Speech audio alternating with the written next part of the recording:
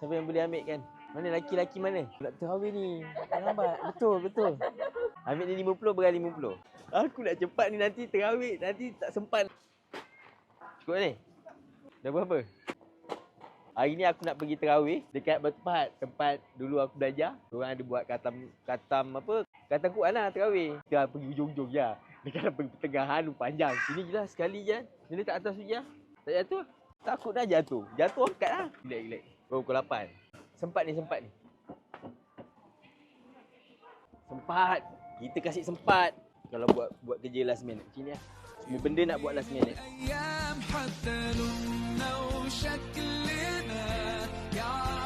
Kawan lama. Inilah ustaz kat sini. Kan? Tolong jangan viral Ustaz tengah sahur. Boleh lah. Makan kambing bakar.